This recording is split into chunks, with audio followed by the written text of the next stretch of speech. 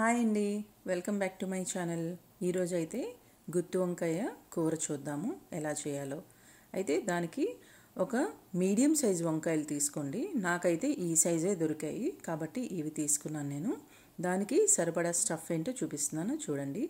ఒక 2 ఉల్లిపాయలు, అలాగే అల్లం వెల్లుల్లి, 2 స్పూన్ల కొబ్బరి, అంటే నా దగ్గర ఎండు కొబ్బరి ఉంది, అది వేసుకున్నాను. అలాగే 2 స్పూన్ల నువ్వులు అన్నమాట. దాని తర్వాత ధనియాల పౌడరు, అలాగే జీలకర్ర పౌడరు, అలాగే ఉప్పు, కారం, అలాగే దాంతోపాటుగా గరం మసాలా ఒక 1/2 స్పూన్ వేసుకున్నాను, అదిగోండి. దాని తర్వాత మెంతులు పౌడర్ ఉంటుంది కదా, అదొక చిటికెడు వేయండి, ఎక్కువ వేయొద్దు, చేదు వస్తుంది. అది వేస్తే చాలా టేస్ట్గా ఉంటుందన్నమాట, కమ్మగా ఉంటుంది, చాలా అంటే చాలా రుచి వస్తుంది. సో అలా అయితే నేను పేస్ట్ చేసుకొని వంకాయలు అయితే శుభ్రంగా మనం కడుక్కొని ఒక 2-3 సార్లు 4 వైపులా కట్ చేసుకోవాలి. 2-3 వైపులు కట్ చేసుకోవడానికి చిన్న వంకాయలు అయితే ఒక 2 వైపులు చాలు. కానీ ఇది చాలా పెద్ద వంకాయలు కాబట్టి మగ్గాలు కాబట్టి బాగా నేనైతే 4 వైపులా కట్ చేస్తున్నాను అనమాట వంకాయని.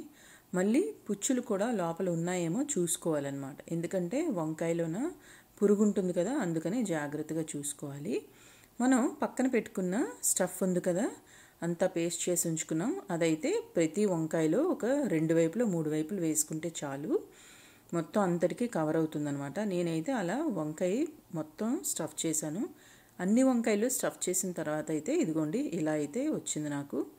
కింద అయితే ఇంకా గ్రేవీ అంటే ఆ పేస్ట్ ఇంకా ఉందన్నమాట.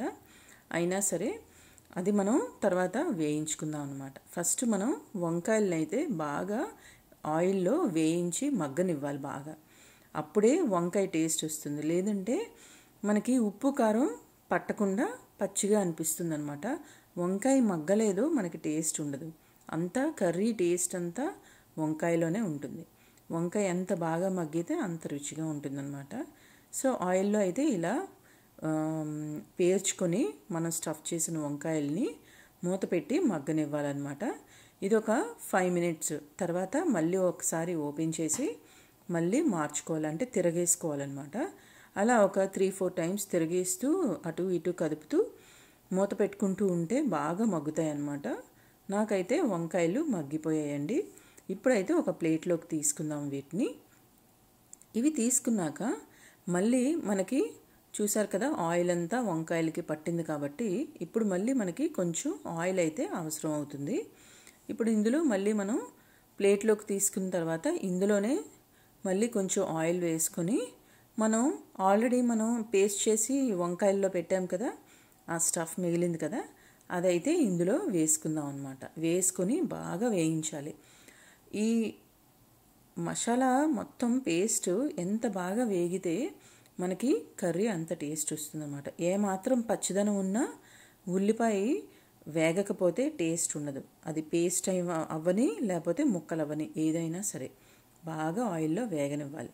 అది వేగిన తర్వాత దానికి సరిపడా పసుపు వేసుకొని తర్వాత చింతపండు కొంచెం వేసుకున్నాను అనమాట. కొంచెం ఒక 2 స్పూన్లు గుజ్జు తీసి పెట్టుకున్నాను పక్కన, అది కూడా వేసుకున్నాను. దాంతోపాటు ఇది ఎప్పుడైతే మనం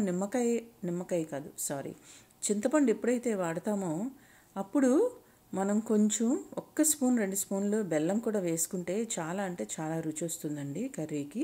ఇదిగోండి ఇలా అయితే నేను వేయించుకున్న మసాలా అయితే బాగా దగ్గరకు అయిపోయింది. ఆయిల్ అంతా విడిగా వచ్చింది చూసారు కదా, పసుపు అంతా వేసుకున్నాం కదా మొత్తం అన్ని రకాలు. ఇప్పుడైతే చింతపండు గుజ్జు వేసుకొని దానికి సరిపడా, ఎక్కువ వేయకూడదు, ఎక్కువ వేస్తే నీరంతా వంకాయకి పట్టి రుచి ఉండదన్నమాట. సో అందుకని కొంచెమే వాటర్ వేసుకొని అందులో చెప్పాను కదా సరిపడా కొంచెం ఒక 3/4 స్పూన్ బెల్లం వేసుకొని దాని తర్వాత ఉప్పు కారం అన్నీ సరిపోయే లేదో చూసుకొని ఒక్కొక్కటిగా మనం జాగ్రత్తగా పేర్చుకోవాలి. ఎందుకంటే మగ్గున్నాయి కదా వంకాయలు, అందుకని మనం జాగ్రత్తగా పెట్టుకోవాలన్నమాట.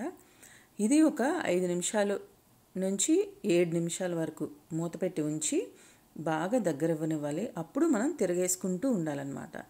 ఇదిగోండి ఇలా అయితే దగ్గర పడింది. ఇప్పుడైతే మనకి గుత్తి వంకాయ కూర రెడీ అయిపోయింది. గుత్తి అంటే వెనక్కి మనం పట్టుకునే కాడు ఉంటుంది కదా, అదైతే నేను తీస్తానండి. ఎందుకంటే అది మళ్ళీ కర్రీలో పెద్ద టేస్ట్ ఉండదు, దానివల్ల ప్లేస్ కూడా మనకి నీట్గా సరిపోదని చెప్పి అది తీసేసాను. అయినా సరే గుత్తి వంకాయే. కర్రీ అయితే చాలా టేస్ట్ ఉంది. Thank you for watching. మళ్ళీ ఇంకో వీడియోతో కలుద్దాం. బాయ్.